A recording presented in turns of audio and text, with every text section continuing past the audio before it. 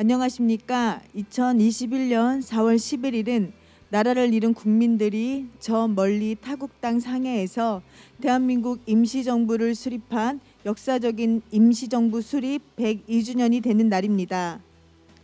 대한민국이 진정 국민 모두가 주인인 나라 민주공화국을 선포하고 강도 일본과 싸워 잃어버린 나라를 되찾고자 9년이 일어선 날입니다. 또한 올해는 우리 국군의 뿌리인 신흥무관학교 개교 110주년이 되는 뜻깊은 해이기도 합니다. 의정부시 항일독립운동 기념사업회에서는 임시정부 수립 102주년을 맞이하여 전 독립기념관 관장이시고 지청천 장군의 외손자 여성광복군 지보경님의 아드님이신 이준식 박사님을 모시고 임시정부와 광복군에 관한 이야기를 듣는 뜻깊은 자리를 마련했습니다.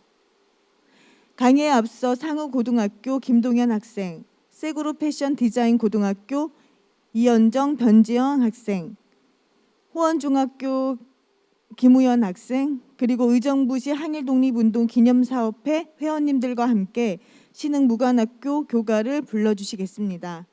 반주에는 편송현님께서 수고해 주시겠습니다.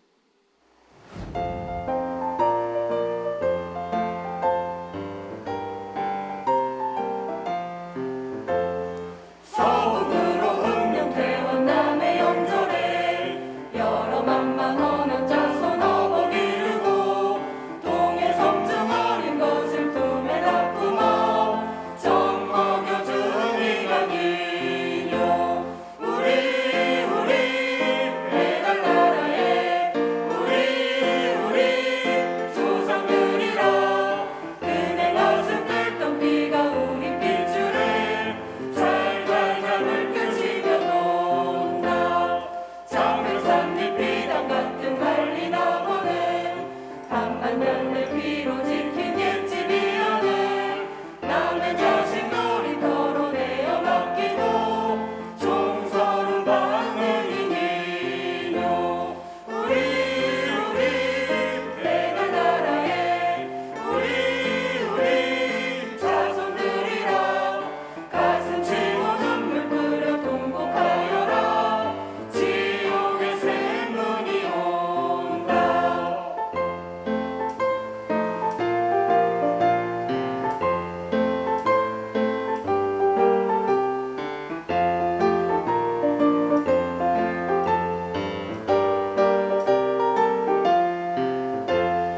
갈춤추며 말을 달려 몸을 달렸고 새로운 지식 높은 인격 정신을 길러 썩어지는 우리 민족 이끌어내어 새 나라 세울 일이요 우리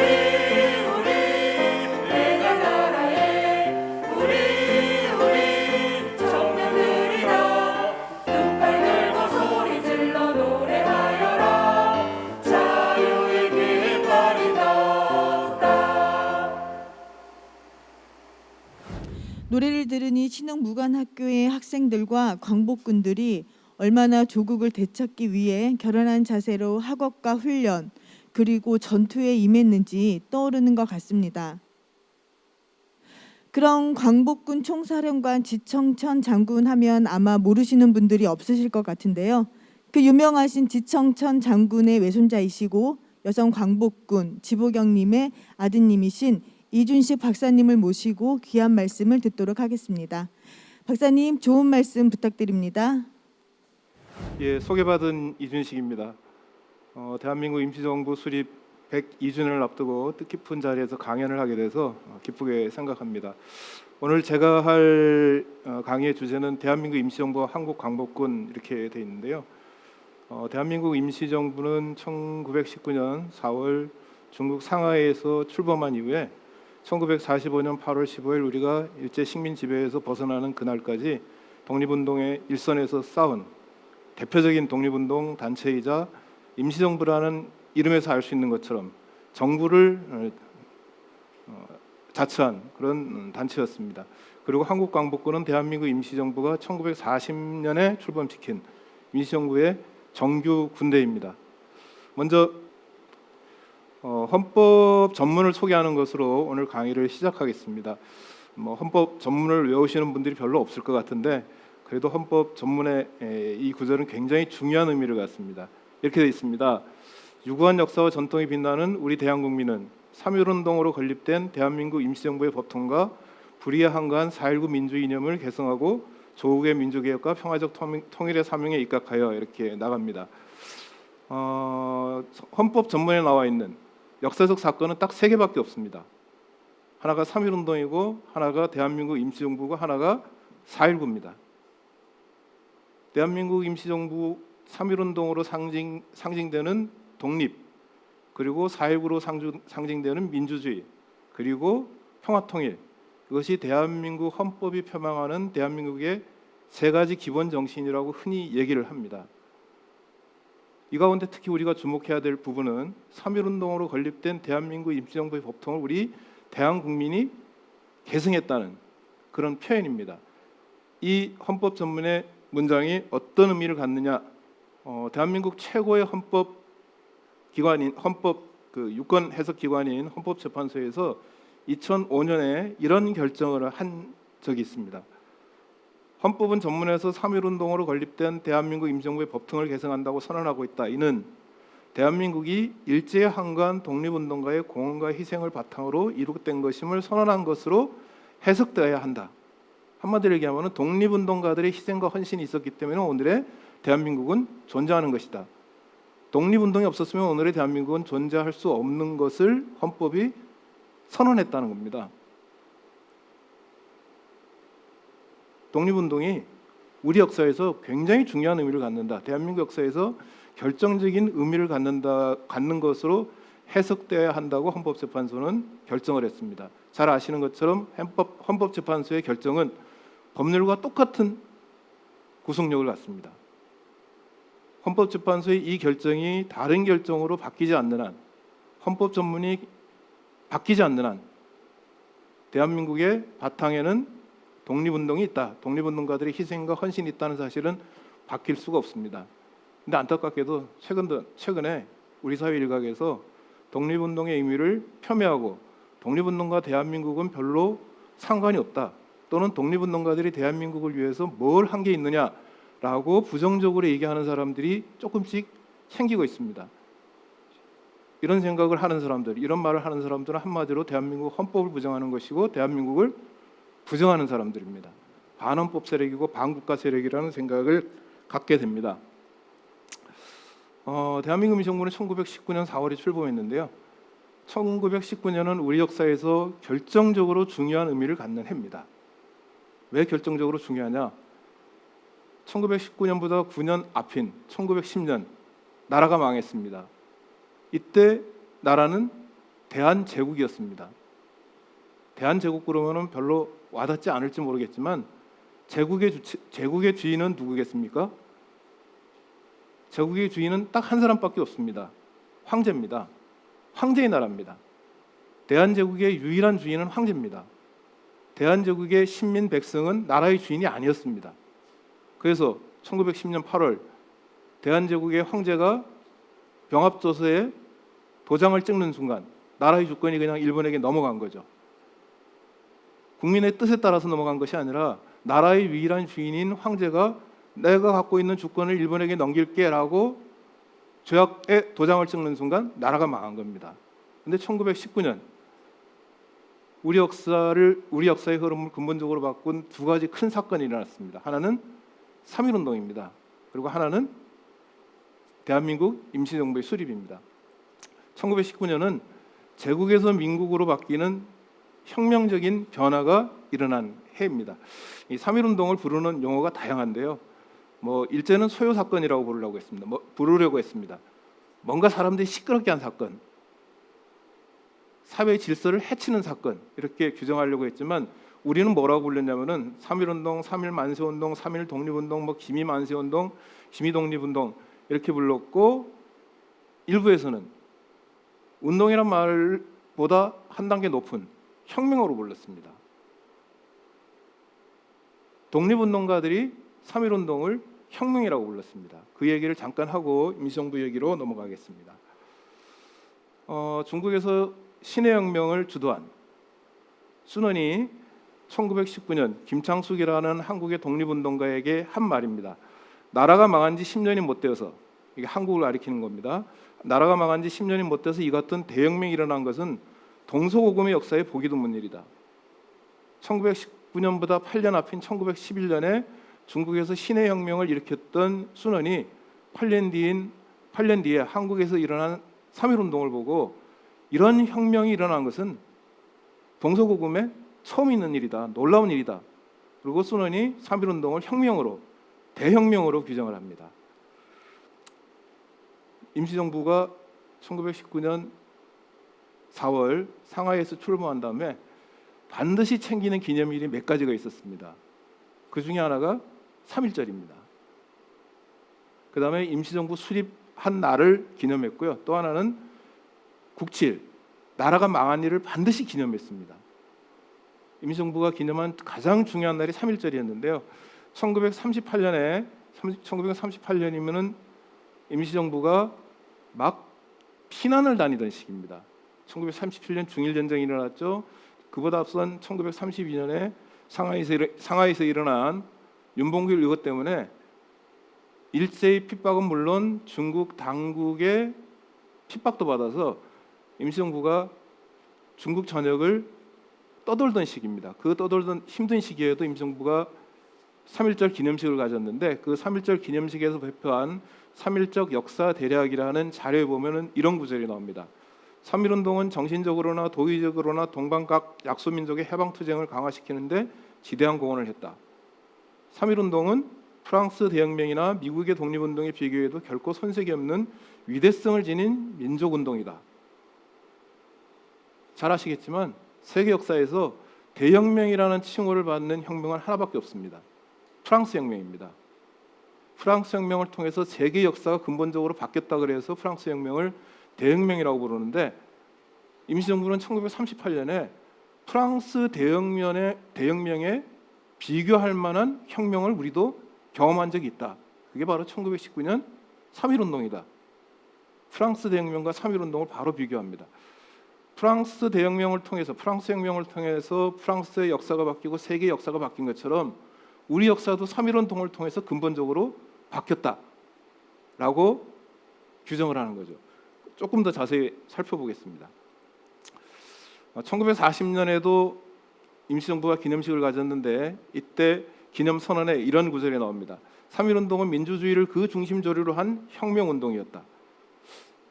우리는 3.1운동 그러면은 일제 식민 지배로부터의 독립을 요구한 민족혁명이라고 흔히 얘기합니다. 독립운동으로 이해하는데 임시정부에 모인 독립운동가들은 3.1운동이 단순히 독립을 목표로 한 민족혁명이었을 뿐만 아니라 더 나아가서는 민주혁명이라고 규정을 한 겁니다. 그냥 독립에만 방점이 찍힌 것이 아니라 독립 이후에 민주주의 체제를 확립하려는 목표를 갖고 일어난 게 바로 3.1운동이었다 이렇게 규정을 한 겁니다. 대한민국 임시정부 산하 한국광복군의 기관지 광복창간호회는 1941년에 나왔는데요. 창간호회는 1919년에 전민대혁명이라고 표현이 나옵니다. 그리고 대한민국 임시정부가 1941년 3.1절 22주년 기념대회에서 중국 동포에게 고하는 글을 발표했는데 여기서는 3.1 대혁명운동이라고 3.1운동을 지칭합니다. 무엇보다도 유명한 임시정부의 건국강령 1941년에 제정이 됐는데요. 이 건국강령에 이런 구절이 나옵니다. 독립선언은 우리 민족의 혁혁한 혁명의 발인이다. 그리고 왜 혁명이냐? 우리 민족의 자력으로서 스스로의 힘으로 이족 전제를 전복하고 이족 전제라는 것은 일제 식민 통치를 가리킵니다. 이족 전제를 전복하고 5천년 군주 정치의 국악, 낡은 틀을 파괴하고 새로운 민주제도를 건립하며 사회의 계급을 소멸하는 제1보의 착수였다. 그렇기 때문에 3.1운동은 혁명의 발인이었다. 이렇게 규정을 하는 겁니다. 한편으로는 독립운동이지만 다른 한편으로는 민주혁명이었다. 이렇게 보는 겁니다. 이런 임시정부의 생각이 더 구체적으로 드러난 게 뭐냐면은 1944년에 임시정부에서 만든 임시헌장, 대한민국 임시헌장이라는 헌법입니다. 1919년 4월 이후에 임시정부는 헌법을 여러 차례 바꿨는데요. 마지막으로 개정된 헌법이 대한민국 임시헌장 1944년에 개정된 대한민국 임시헌장입니다. 이 대한민국 임시헌장 서문 현행헌법의 전문가 같은 것인데요. 이 서문에 이런 구절이 나옵니다. 조금 길지만 한번 인용해 보겠습니다. 우리 국가가 강도 일본에게 패망된 뒤에 전민족은 오매에도 국가의 독립을 갈망했고 무수한 선열은 피와 눈물로써 민족 자유의 회복에 노력해 3.1 대혁명에 이르러 전민족의 요구와 시대의 취향이라는 건 추세를 가리킵니다. 추세에 순응해 정치, 경제, 문화, 기타 일절 제도의 자유, 평등 및 진보를 기본 정신으로 한 새로운 대한민국을 수립했다는 겁니다. 자, 3.1 운동을 3.1 대혁명으로 아예 헌법에서 규정을 합니다. 프랑스가 프랑스 대혁명이라는 역사적 경험을 통해서 민주주의로 나간 것처럼 우리도 3.1 운동이라는 역사적 경험을 통해서 민주주의로 나가는데 성공했다. 그러니 3.1 운동은 3.1 대혁명이어야 한다라고 규정을 한 겁니다. 그리고 3.1 대혁명으로 출범한 대한민국의 기본 정신을 뭐라고 규정했습니까? 자유, 평등, 진보로 규정을 합니다. 물론 이때 진보는 지금 우리가 흔히 말하는 진보와는 다른 좀 더 포괄적인 의미의 진보입니다. 어쨌거나 자유와 평등 그리고 진보가 바로 대한민국이 지향해야 될 기본 정신이다라고 대한민국 임시정부는 선언을 합니다. 그래서 요즘 저뿐만 아니라 역사학계 여러 사람들이 3.1 운동을 민족혁명이자 동시에 민주혁명으로 규정해야 된다는 주장을 하고 있습니다. 그 몇 가지 단서를 제공하자면요, 3.1 운동 당시에 뿌려진 독립선언서가 많습니다. 우리가 잘 아는 흔히 기미독립선언서라고 부르는 독립선언서 외에도 많은 독립선언서가 만들어졌는데 그 독립선언서 가운데 우리가 독립이 되면 다시 제국으로 돌아가겠다고 주장한 독립선언서는 단 하나도 없습니다. 불과 9년 전에 나라가 망했을 때 제국이었는데 황제가 유일한 주권자이던 제국이었는데 우리가 독립하면 다시 대한제국으로 돌아가겠다고 주장한 독립선언서는 단 하나도 없습니다. 3.1 운동 과정에서 임시정부를 만들려는 움직임이 구체화되는데요. 조금 이따 다시 더 얘기를 하겠습니다. 임시정부를 만들려는 움직임이 여러 갈래로 나타났는데 모두 민주공화제를 지향했습니다.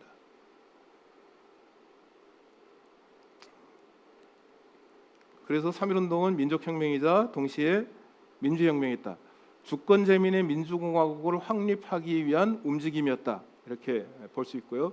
그런 의미에서 독립선언가 만세 시위는 단순히 자주 독립만을 요구한 것이 아니라 민주주의를 요구한 것이기도 했다. 이렇게 해석해야 한다는 겁니다. 그 해석의 근거를 몇 가지 말씀드리겠습니다.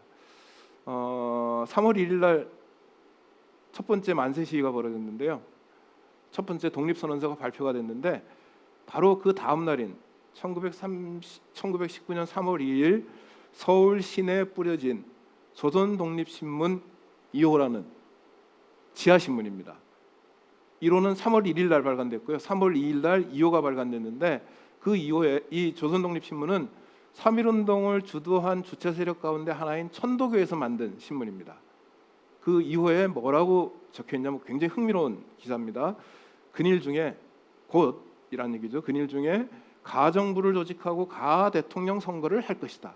여기서 가 대통령이라는 게 임시 대통령이고 가정부라는 게 임시정부입니다. 3.1 운동을 처음 계획한 천도교에서 발간한 조선독립신문이라는 지하신문에서 이제 곧 임시정부를 만들고 임시대통령을 선거할 것이다 라는 기사가 나왔다는 것은 천도교 쪽에서 임시정부를 수립하려는 움직임이 3.1 운동 과정에 이미 나타나고 있었다는 것을 인지하고 있었거나 아니면 천도교 쪽에서 아예 그런 움직임을 주도하고 있었음을 보여줍니다. 실제로 천도교는 임시정부를 수립하려는 움직임을 보이고 있었습니다. 천도교 쪽에서는 조선민국 임시정부라는 임시정부를 만들려고 했습니다. 대한민국은 아닙니다. 조선민국이라는 임시정부를 만들려고 했는데요. 임시헌법에 해당하는 창립장정에서 뭐라고 얘기를 하냐면은 조선을 조선민국이라 칭하고 이에 임시정부를 조직하겠다. 이게 창립장정 1조입니다. 제2조는 조선민국은 이인의 도령을 선거하여, 선거란 말이 나옵니다. 황제는 선거로 뽑지 않죠. 선거로 뽑는 건 누굽니까? 지금으로 치면 대통령입니다.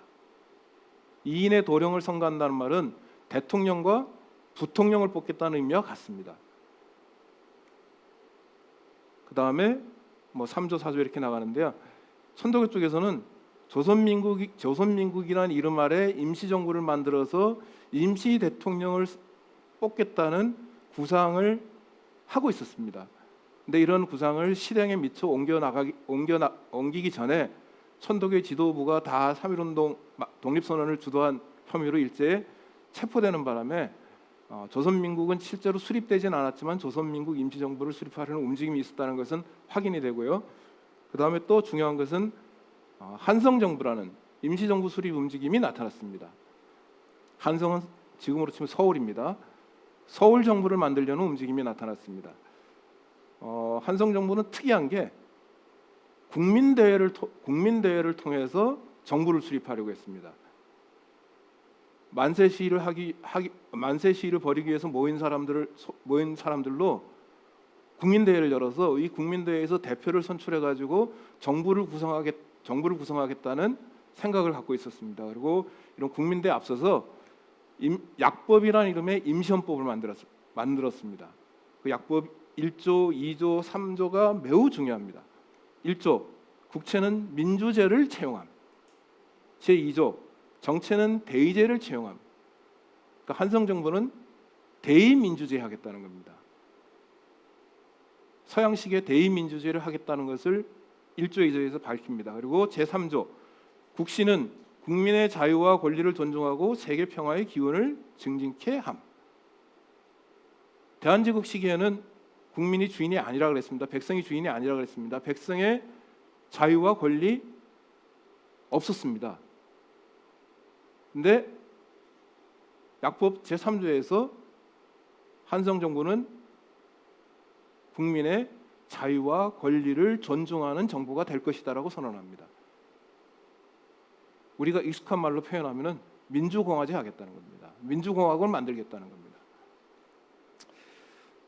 조선민국 임시정부, 한성정부 외에도 임시정부를 수립하려는 움직임이 여러 갈래에서 나타났습니다. 그런데 어떤 경우에는 러시아에서는 대한국민의회라는 이름으로 임시정부를 만들기도 했지만 대부분의 임시정부 수립 움직임은 현실화되지 못했고요.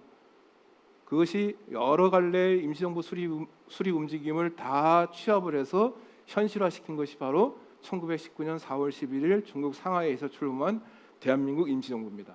대한민국 임시정부는 국내, 중국, 노령에서 활동하던 독립운동가들이 모여서 원래 정부를 구성하려면 제일 먼저 해야 되는 일이 뭐죠? 헌법을 만들어야 됩니다. 헌법을 만들기 위해서는 뭐가 필요하죠? 국민의 대표가 필요합니다. 국회를 구성해야 됩니다. 근데 당시 한반도가 일제에게 강점되고 있는 상황에서 일제가 식민 통치를 하고 있는 상황에서 정상적으로 국민의 대표를 선출하는 것은 불가능합니다. 그래서 독립운동가들이 스스로 국민의 대표를 자임하면서 만든 것이 대한민국 임시정부입니다. 1919년 4월 12일 밤 10시에 국내와 해외에서 활동하던 독립운동가들이 모여서 회의를 시작합니다. 임시정부를 만들기 위한 회의를 시작합니다. 제일 먼저 해야 될 일은 헌법을 만드는 겁니다. 헌법을 만들어야 되는 겁니다. 그래서 헌법을 만들기 위해서 임시의정원이라는 이름의 의회를 구성합니다. 그리고 헌법을 만들려고 합니다. 헌법 만들 때 제일 먼저 해야 될 일이 뭐겠습니까? 여러분 혹시 현행헌법 제1조 1항 외우시나요? 헌법 전문을 빼고 헌법에 제일 먼저 나오는 단어가 뭡니까? 대한민국입니다. 나라 이름을 정해야 됩니다. 1910년 나라가 망했을 땐 대한제국이었죠. 대한제국 대신에 새로운 나라를 만들어야 되는데 그러면 나라 이름을 정해야 됩니다. 그래서 4월 10일 밤 중국 상하이에 모인 독립운동가들이 열띤 논의를 시작합니다. 나라 이름을 뭐로 할 거냐? 그 열띤 회의 끝에 채택된 이름이 대한민국입니다. 누가 대한민국을 제안합니다. 반대를 합니다. 대한민국은 망한 대한제국을 연상시키기 때문에 새로운 나라 이름은 적합지 않다. 다른 이름을 하자. 그런데 그런 논의를 잠재운 발언이 신석우라는 임시의정원 의원의 발언이었습니다. 신석우가 뭐라고 얘기하냐면은 제국으로 망한 나라 민국으로 흥하게 하자. 그래서 대한제국에서 제를 민으로 바꾼 대한민국이라는 국호를 결정합니다. 지금 우리가 쓰고 있는 국호가 대한민국이죠. 1919년 4월 10일, 11일 이틀에 걸쳐서 심야회의를 한 임시의정원 의원들, 독립운동가들의 고심 끝에 만들어진 나라 이름이 대한민국이고 지금도 우리는 그 대한민국이라는 나라 이름을 쓰고 있습니다. 그래서 대한민국이란 국호를 정하고 대한민국 임시헌장이라는 임시헌법을 만듭니다. 워낙 급박하게 만든 헌법이기 때문에 대한민국 임시헌장의 내용은 사실 간단합니다. 지금 헌법이 잊혀보면은 이렇게 간단한 헌법이 있나 싶을 정도로 간단합니다. 근데 그 안에 담긴 내용은 매우 풍부합니다. 딱 10조항짜리 헌법인데요. 제1조 대한민국은 민주공화제로 함. 말씀드린 것처럼 대한민국이라는 나라 이름이 우리 역사상 처음으로 등장합니다. 그리고 대한민국의 국채는 민주공화제로 함이라는 민주공화제로 결정이 됩니다. 현행헌법 제1조 1항 대한민국은 민주공화국이다라는 조항의 바로 뿌리입니다. 똑같죠? 똑같은 내용입니다. 민주공화제가 민주공화국으로 바뀌었을 뿐이지 똑같은 내용입니다. 그 다음에 제3조 대한민국의 인민은 남녀 기천 및 빈부의 계급이 없고 일체 평등함. 평등을 선언합니다. 대한민국의 국민은 모두 평등하다. 제4조 자유 조항입니다. 대한민국 국민은 이런 자유를 갖는다. 제5조 대한민국의 인민은, 당신은 국민이라는 표현보다 인민이라는 표현을 더 많이 썼습니다. 대한민국의 인민은 선거권 및 피선거권이 있습니다. 자, 평등, 자유, 그 다음에 권리 조항이 들어가 있습니다. 현행헌법의 구성과 똑같습니다. 현행헌법도 평등, 자유, 권리 이런 순서로 나가거든요. 똑같은 구조입니다. 이 가운데 특히 주목해야 될 부분이 제3조 대한민국의 인민은 모두 평등하다는 조항입니다. 뭐 다른 거는 다 이해할 수 있습니다. 남녀 귀천의 차이가 없고 뭐 이런 거는 이해할 수 있습니다. 근데 놀랍게도 남녀 평등을 선언합니다. 그리고 제5조에서는 대한민국의 인민은 모두 선거권 및 피선거권이 있다고 선언을 합니다. 선거권 및 피선거권이 바로 근대 국가에서 민주국가에서 국민이 행사할 수 있는 가장 기본적인 권리라고 하는 참정권의 다른 표현입니다. 참정권을 인정한 겁니다. 자, 3조에서 대한민국의 인민은 남녀 평등하다 그랬습니다. 5조에서는 대한민국의 인민은 모두 참정권이 있다고 했습니다. 그럼 여성이 참정권을 갖습니까? 안 갖습니까? 여성에게도 참정권을 부여하겠다는 겁니다. 이게 왜 놀라운 일이냐면은 당시 민주주의의 선진국가라고 하는 영국도 미국도 여성의 참정권을 인정하지 않고 있었습니다. 우리보다 늦게 여성의 참정권을 인정했습니다. 세계에서 가장 먼저 여성의 참정권을 인정한 것은 19세기 말 영국의 식민지였던 뉴질랜드입니다. 원래 민주주의가 먼저 발달한 선진 국가에서는 여성의 참정권을 인정하지 않던 상황에서 상하이에 모인 독립운동가들은 여성의 참정권을 인정하는 놀라운 결정을 내립니다. 이게 그냥 단순히 선언적인 데서 그치는 것이 아니라 대한민국 임시의정원법을 4월 25일 날 제정을 하는데 그 2조 의원 자격을 보면 중등교육을 받은 만 23세 이상의 남녀라고 되어 있습니다. 여성도 임시의정원 의원이 될 수 있다. 실제로 1922년에 김마리아라는 분이 처음으로 임시의정원 여성의원으로 선출이 됐습니다. 그리고 1923년에는 양한나라는 분이 또 임시의정원 의원으로 선출이 됐습니다. 1944년에는 이때 임시의정원은 지금 현재 국회와 같은 기능을 하던 기구입니다. 이때 임시의정원은 흔히 통일회의라고 부르는데요. 이 통일회의 당시에는 49명의 임시의정원 의원 가운데 3명이 여성 의원이었습니다. 평등과 여성의 참정권을 대한민국 임시헌장이라는 임시헌법에 집어넣은 것이 단지 선언적인 데서 그치는 것이 아니라 실제로 실행에 옮겨졌다는 얘기입니다. 그 다음에 오늘 뭐 또 강의의 중요한 주제 중에 하나가 광복군이니까 한국 광복군과 관련해서 그 3.1운동이 독립전쟁, 무장투쟁에 어떤 영향을 미쳤는지도 잠깐 언급하도록 하겠습니다.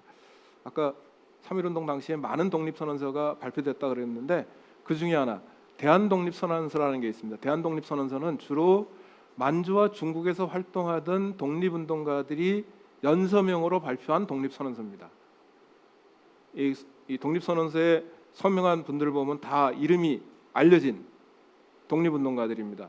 나중에 임시정부 부주석이 되는 김기식, 그 다음에 아까 소개했던 대한민국 임시헌장과 건국강령을 기초한 조소왕 등등, 그 다음에 나중에 임시정부 대통령이 되는 박은식, 그 다음에 초기에 임시정부를 주도한 안창호 이런 분들이 뭐 이 대한독립선언서에 서명을 했는데요.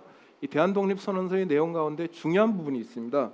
그게 뭐냐면은 이 대한독립선언서는 6탄 선언합니다. 우리가 잘 아는 것처럼 이 기미독립선언서라고 알려진 독립선언서에서는 평화로운 만세 시위를 주장을 했죠. 무력으로 싸우지 말자 그랬습니다. 우리는 평화로운 방법으로 우리의 의사를 관철시키겠다 그랬습니다. 그런데 해외에 있는 독립운동가들은 평화로운 만세 시위 가지고는 우리가 목표로 하는 독립을 이룰 수 없다. 6탄 혈전을 해야 된다고 주장을 합니다. 6탄 혈전이 바로 독립전쟁입니다. 일제와 전쟁을 치러서 우리는 독립을 이룰 수밖에 없다고 주장을 합니다. 마지막 6탄 혈전함으로써 독립을 완성할 것이다.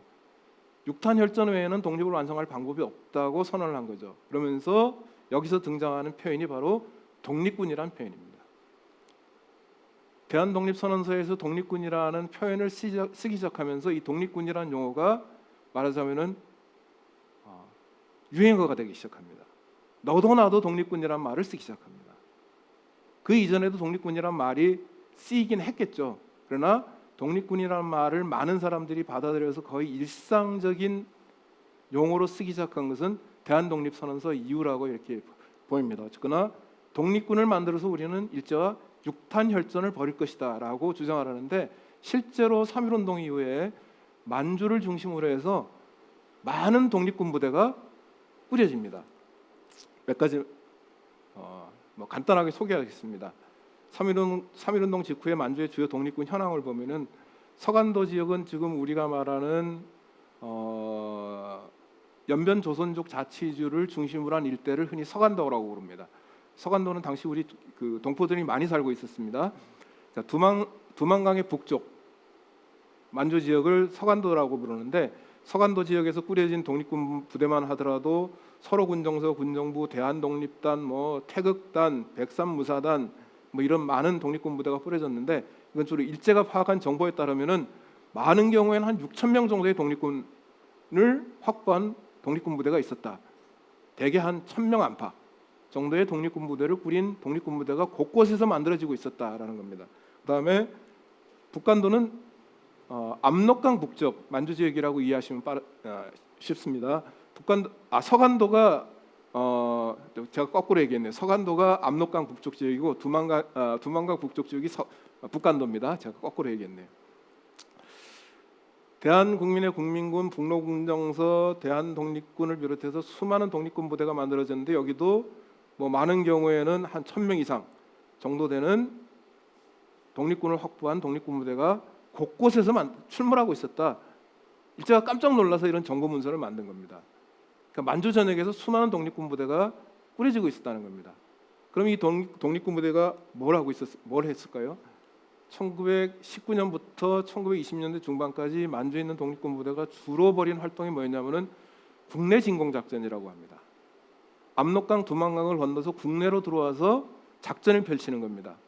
물론 대규모 독립군 부대가 들어올 수는 없습니다. 왜? 대규모 부대가 들어오면 일제에게 바로 발각이 되고 발각이 되면 일제와 교전을 하게 되는데 교전을 하게 되면 독립군이 아무래도 불리합니다. 그래서 주로 소규모 부대를 꾸려서 게릴라 형태로 유격전 형태로 국내에 들어와서 작전을 펼쳤습니다. 주로 어떤 작전을 펼쳤냐면은 친일파 처단, 군자금 모금, 그다음에 적의 시설 파괴 이런 활동을 벌였는데요.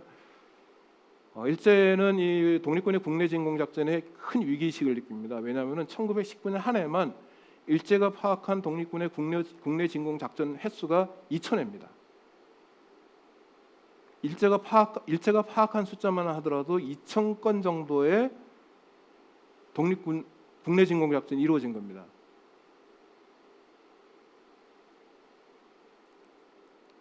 독립군의 국내 진공 작전과 관련해서 여러분한테 시간이 아무리 없더라도 소개하고 싶은 사진이 있어서 잠깐 언급하고 넘어가겠습니다. 독립군 부대가 국내 진공 작전을 활발하게 벌였는데 그 과정에서 일제에게 발각이 되면은 일제와 교전을 벌이고 교전 끝에 희생당한 독립군 숫자가 굉장히 많습니다. 근데 그 가운데 우리가 이름을 알고 있는 독립군은 극히 일부에 지나지 않습니다. 대부분의 독립군은 역사에 어떻게 남아 있냐면은 숫자로만 남아 있습니다. 일제 기록에 비적 5명 사살 5명이라는 숫자로만 남아 있습니다. 이름을 모릅니다. 대부분의 희생된 독립군은. 근데 특이하게도 국내 진공 작전 과정에서 체포된 독립군은 이름을 남깁니다. 체포돼서 재판을 받았기 때문에 이름을 남깁니다. 그 가운데 3분입니다. 광정단이라는 독립군 부대가 결사대를 꾸려가지고 국내에 들어와서 작전을 벌이다가 일제와 교전을 벌였고 그중에 일부는 전사했고 일부는 체포가 됩니다. 체포된 김서훈, 김창일, 한진술 3분은 모두 일제 재판에서 무기징역을 언도받습니다. 이 사진을 보면은 이게 다 독립군 부대원들입니다. 이 사진을 자세히 들여다보면은 손에 포승줄이 묶여 있습니다. 체포된 다음에 일제가 기념사진으로 찍은 사진입니다. 일제가 자신들을 홍보하기 위해서 우리가 이렇게 독립군 부대를 열심히 잡았다 이런 걸 홍보하기 위해서 찍은 사진입니다. 김창일이라는 이름이 보이죠. 이분은 체포돼서 무기징역형을 언도받았고요. 그 옆에 있는 김서훈이라는 분은 무기징역형을 언도받고 감옥에서 옥중 순국하셨습니다.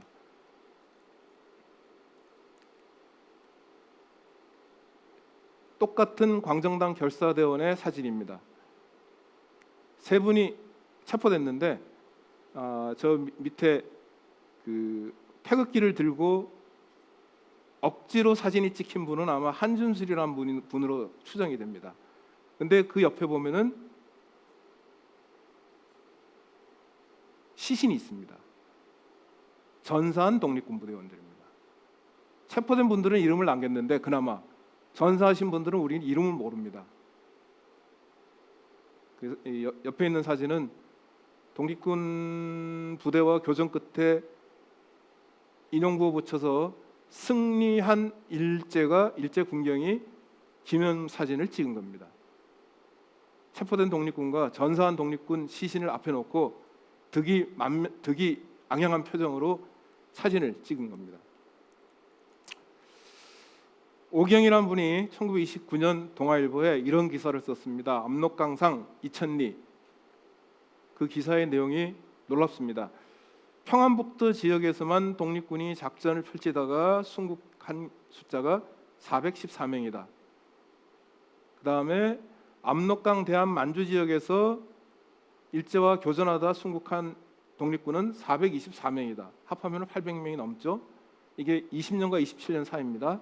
그리고 체포된 사람은 평안북도 지역에서만 4,228명이고 압록강의 대한 만주에서는 4,411명이다. 합하면은 거의 9,000명에 가까운 숫자입니다. 체포되거나 전사한 독립군 숫자가 거의 10,000명에 가깝습니다. 우리가 생각하는 이상으로 독립군 부대의 활동이 활발했다는 것을 의미합니다. 10,000명 정도가 전사하거나 체포될 정도로 독립군의 활동이 활발했습니다. 근데 이 가운데 역사에 이름을 남긴 경우는 아마 채 1%가 되지 않을 겁니다. 대부분은 우리는 이름을 모릅니다.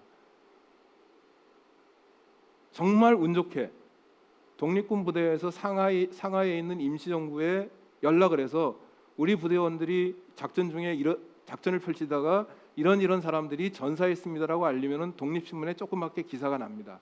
임시정부의 기관지인 독립신문에 기사가 나거나 아니면 체포된 사람들은 재판을 받아가지고 판결문에 이름이 남아 있는데 대부분의 사람들은 이름을 남기지 못했습니다. 그런 얘기를 하고요.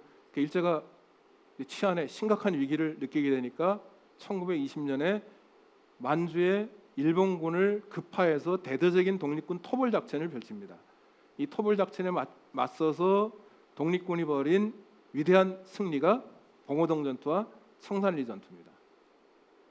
작년은 봉오동 전투, 청산리 전투 100주년이 되는 해였습니다. 봉오동 전투, 청산리 전투는 넘어가겠습니다.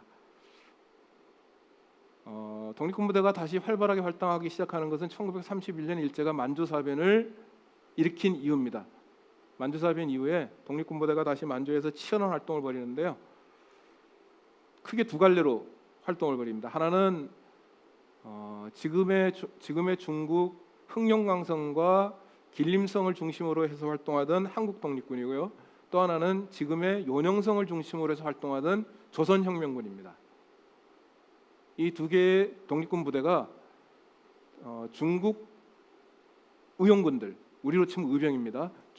중국 의용군들과 연합해서 일제와 치열한 전투를 벌이고 그 가운데 어떤 경우에는 큰 승리를 거두기도 하고 어떤 경우에는 큰 피해를 당하기도 하고 한 2, 3년에 걸쳐서 치열한 전투를 벌이는데 1933년 이후에는 만주의 상황 자체가 극도로 악화되면서 이 한국 독립군과 조선혁명군의 군의 지도부가 임시정부의 요구에 의해서 중국 지역으로 이동을 하게 되고 이들이 1940년 한국 광복군이 출범할 때 지도부로 활동을 하게 됩니다.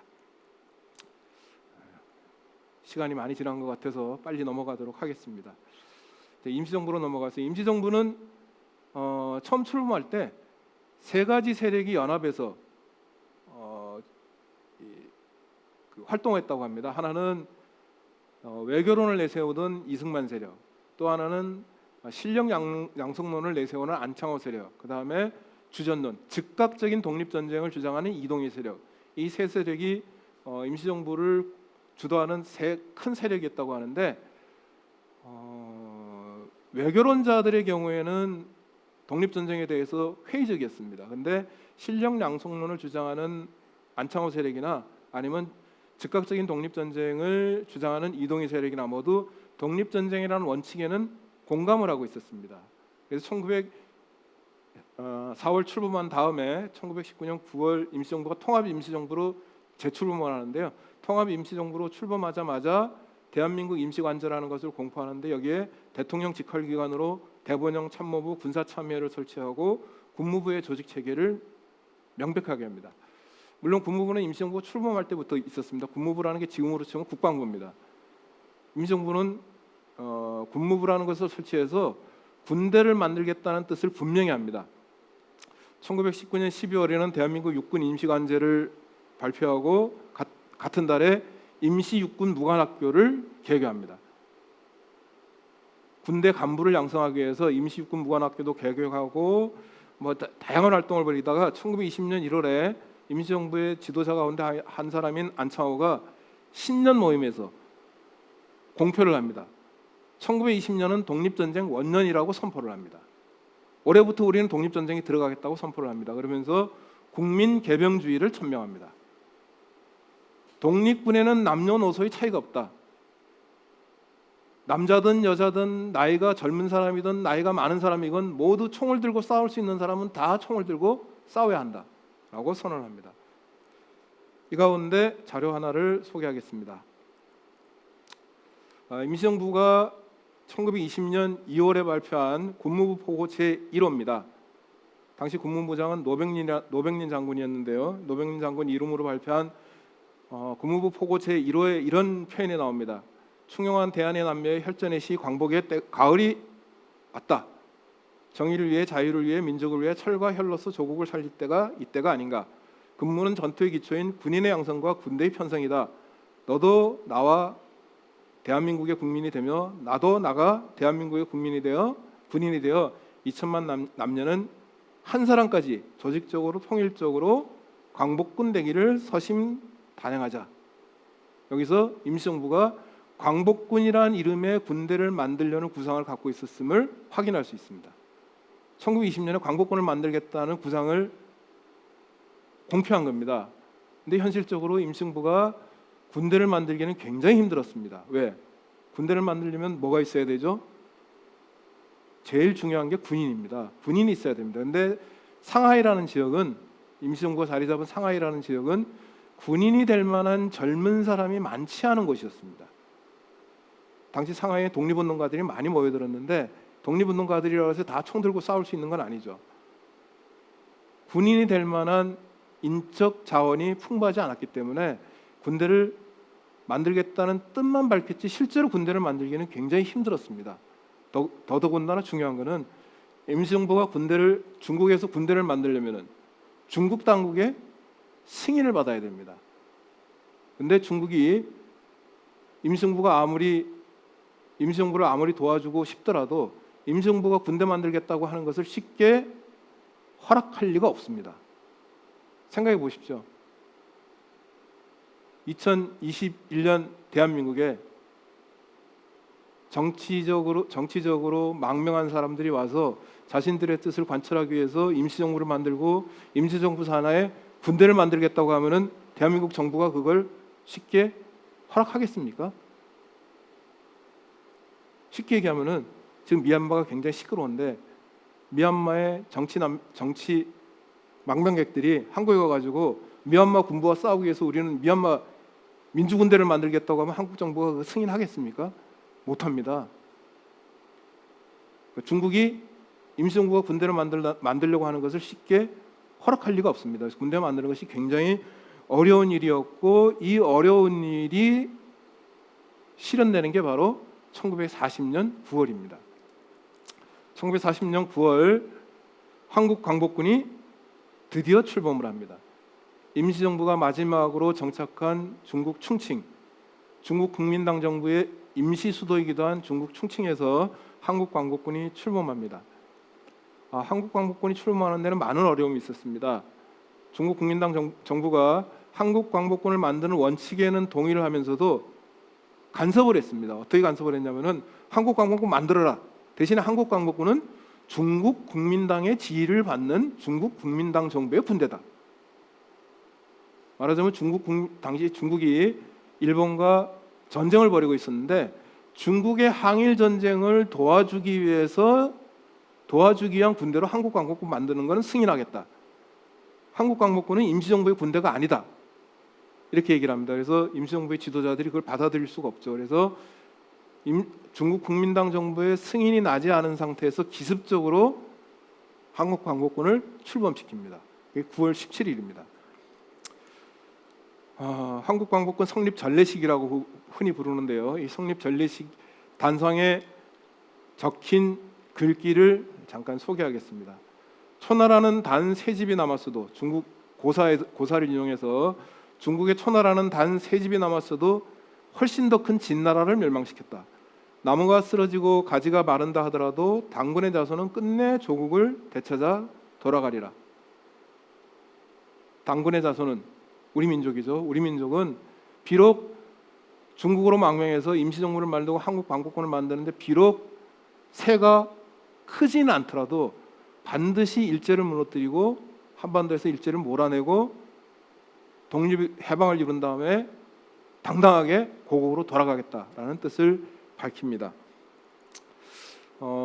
이 성립전례식에서 발표된 성립보고에 따르면 한국 광복군은 일찌감치 1907년 8월 1일 군대 해산 시에 곧이어 성립한 것이다. 일제가 대한제국 군대를 해산시킨 날이 바로 한국 광복군이 출범한 날이다 라고 선언을 합니다. 무슨 얘기냐면은 대한제국 군도 계승하고 해산된 대한제국 군인들이 일부는 응했지만 많은 해산 대한제국 군인들이 뭘 했습니까? 의병에 투신해서 의병전쟁을 벌였습니다. 그러니까 의병을 계승하겠다는 겁니다. 대한제국 군대도 계승하고 의병도 계승해서 우리는 독립을 이룰 것이다 라는 것을 천명을 했고요. 아까 말씀드린 것처럼 청사령부의 초기 구성을 보면은 신흥무관학교 관련자들이 많고요. 그 다음에 한국 독립군 조선혁명군을 비롯해서 만주에서 무장투쟁을 벌였던 독립전쟁을 벌였던 인물들이 많습니다. 그러니까 만주의 독립전쟁을 계승한 것이 바로 한국 독립군이라는 걸 알 수 있고, 실제로 한국 광복군은 이런 계획을 갖고 있었습니다. 한국 광복군이 발표한 이 작전 계획이 여러 가지가 있는데요. 다 무슨 내용이냐면은 중국 지역에서 군대를 일으켜서 만리장성을 넘어서 만주로 가서 대규모의 군대를 확대한 다음에 그 대군을 이끌고 압록강 두만강을 건너서 국내로 진격하겠다. 그리고 일제와 최후 결전을 벌여서 일제를 한반도에서 몰아내겠다. 그리고 독립을 이루겠다라는 구상입니다. 한국 광복군 총사령이던 지청천이 만든 군사정책 제안 1945년 3월에 만들었는데, 그 내용에 보면은 독립운동의 시기를 준비 시기, 작전 시기, 결전 시기로 구분하면서 준비 시기와 작전 시기의 핵심 과제를 주력 부대를 만주로 보내가지고, 그리고 만주를 기준으로 해서 압록강과 두만강을 건너서 국내로 진공하는 것으로 이렇게 설정을 하고 있었습니다. 실제로 1941년 12월 일제가 진주만 기습을 한 것을 계기로 해서 임시정부가 이 정식으로 일본 일제에 대해서 선전포고를 합니다. 대일선전 성명서를 발표합니다. 그 이전에도 일제에 맞서 싸우고 있었는데 선전포고는 못했습니다. 왜? 선전포고를 할 수 없었던 게 군대가 없으니까요. 근데 한국 광복군을 출범시킴으로 해서 이제 임시정부는 일제에 선전포고를 합니다. 우리가 일제에 맞서서 이제 전쟁을 벌이겠다고 선언을 합니다. 한국 광복군의 활동 가운데 중요한 내용이, 아까 중국 국민당 정부가 한국 광복군에 간섭하려고 했다고 얘기를 했는데, 한국 광복군이 초기에 최대 과제가 뭐였냐면은 한국 광복군을 확군하는 거였습니다. 숫자를 늘리는 거였습니다.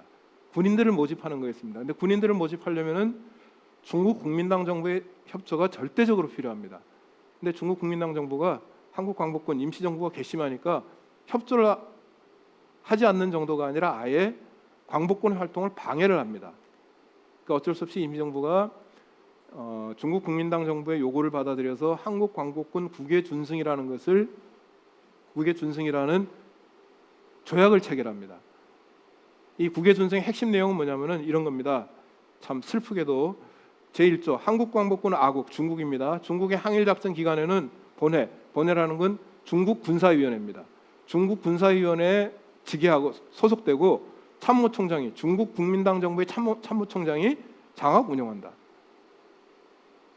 한국 광복군은 임시정부의 군대로 인정할 수 없다는 내용입니다. 근데 이 국외 준승을 임시정부와 한국 광복군의 지도자들이 그야말로 눈물을 머금고 받아들입니다. 왜? 한국 광복군이 계속 활동하기 위해서는 중국 국민당 정부의 협조가 필요하니까. 그리고 이 국외 준승 폐지를 끊임없이 요구합니다. 결국에는 요구를 중국 국민당 정부가 받아들여서 1944년 9월 이 국외 준승 폐지를 중국 정부가 약속을 하고, 실제로 45년 4월에 원조 한국 광복군 판법이라는 새로운 협정을 체결합니다. 그 협정의 1조 내용이 이런 겁니다. 한국 임시정부에 소속된 한국 광복군은 조국의 광복을 목적으로 하며, 두 가지 내용이 중요합니다. 한국 광복군은 임시정부의 군대라고 중국 국민당 정부가 이제 인정을 한 겁니다. 그 다음에 한국 광복군의 목적은 뭐냐? 조국의 독립이다. 중국을 위해서 싸우는 군대가 아니라 한국의 독립을 위해서 싸우는 군대라고 중국 국민당 정부가 인정을 한 겁니다. 근데 단서를 중국 경내에 있을 때는 반드시 중국 군대와 배합해 항일 작전에 참가한다. 너네 독자적인 작전 하지 마라는 거죠. 뭘 연상시킵니까? 지금도 한국군에 돌아오지 않는 전시 작전권을 연상시킵니다. 어쨌거나 임시정부와 한국 광복군의 요인들이 이 국외 준승 폐지를 위해서 끊임없이 노력을 했고, 실제로 폐지시키는 데 성공합니다. 그래서 한국 광복군을 임시정부의 군대고 조국의 독립을 목적으로 하는 군대라는 사실을 인정을 받습니다. 한국 광복군은 다양한 활동을 벌였는데요. 그 가운데 대표적인 활동 두 개만 소개하겠습니다. 하나는 영국군과 같이 벌인 인도 버마 전선에서의 작전입니다. 인도 버마를 당시 인면이라고 불렀는데요. 광복군에서 인면 전구 공작대라는 것을 만들어서 인도 버마 전선에 파견을 합니다. 그래서 영국군과 합동 작전을 펼쳤습니다. 이 작전이 성과가 좋아가지고 한 번으로 끝일 예정이었는데 영국군이 요청을 해서 2번 파견을 합니다. 인면 전구 공작대를 통해서 영국군과 합동 작전을 펼쳤고요. 그 다음에 유명한 미군 OSS와의 독수리 작전이 있습니다. 미군 OSS는 미 육군 전략 첩보국이라고 하는데요. 쉽게 얘기하면 지금 CIA 전신이라고 합니다. 미군의 첩보기관인데 이 OSS의 중국 책임자가 한국 광복군에 대해서 협동작전을 요청을 했고 한국 광복군이 이를 받아들여서 이른바 독수리 작전이라는 이름 아래 합동작전을 추진합니다. 이 독수리 작전은 뭐냐면은 한국 광복군 요원들을 훈련시켜서 한반도에 침투시킨다는 작전입니다. 미군이 왜 그럼 이 독수리 작전을 제안했냐면은 미군이 일본이나 한국 사정에 박지 못합니다. 실제로 일본 사정에 박지 못해서 미군이 오키나와에 상륙하면서 굉장히 큰 피해를 입었죠. 그러니까 미군이 입을 수 있는 피해를 미리 방지하기 위해서 한반도 사정에 밝은 한인들을 침투시켜서 미군의 상륙을 위한 교두보를 확보하려고 한 작전이 바로 독수리 작전입니다. 그래서 한국 광복군을 파트너로 해서 합동 작전을 제시했고 임시정부 한국 광복군이 이를 받아들여서 중국 시안에서 침투시킬 요원들에 대한 훈련을 다 마치고 이제 침투 명령만 나면은 침투할 시점에 일제가 항복을 선언하는 바람에 독수리 작전은 실행에 옮겨지지 못하고 실행 직전에 중단되고 말았습니다. 이 사진은 OSS의 중국 책임자인 도노반이라는 사람이 임시정부 주석인 김구 주석 그리고 한국 광복군 총사령인 지청천 장군과 함께 OSS 독수리 작전 훈련을 받고 있는 한국 광복군들을 시찰하는 그런 사진입니다. OSS 작전과 관련해서 미군이 구상한 침투 계획인데요. 한반도 전역이 대상이지만 특히 미군이 상륙할 예정인 해안가에 작전 지역이 주로 집중되어 있다는 것을 쉽게 확인할 수 있습니다. 한국 광복군은 독수리 작전이 중단되는 바람에 정식으로 2차 세계대전에 참전할 기회를 갖지 못했습니다. OSS 쪽에서 좀 미안했는지 일제가 항복 선언을 한 직후에 비행기 한 대를 내줍니다.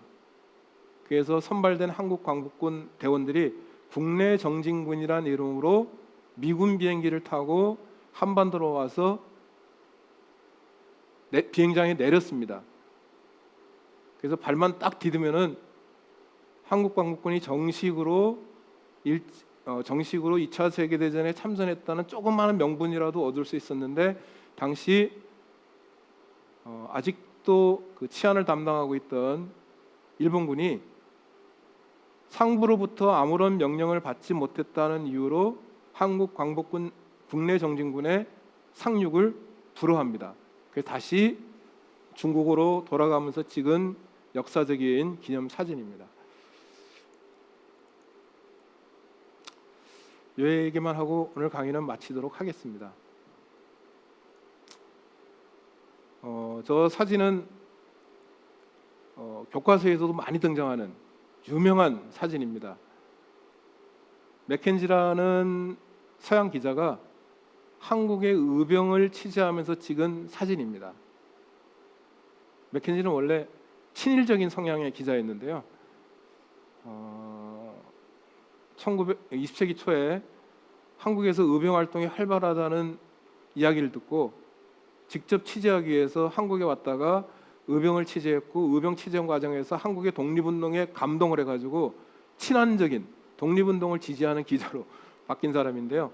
이 맥켄지가 한국의 독립운동을 소개하는 책 제목을 이렇게 달았습니다. Korea's Fight for Freedom. 자유를 향한 한국인의 싸움이다. 이런 책 제목을 붙인 이유가 또 다른 책에 실려 있는데요. 맥켄지가 의병을 만나서 직접 대화한 내용입니다. 물어봅니다. 의병한테 당신들은 일본과 싸워서 이길 수 있다고 생각하느냐? 그랬더니 의병의 답이 이기기 힘들다는 것을 알고 있습니다. 우리는 어차피 싸우다가 죽겠죠. 그러나 좋습니다. 일본의 노예가 되어 사느니 자유민으로 죽는 것이 훨씬 낫습니다.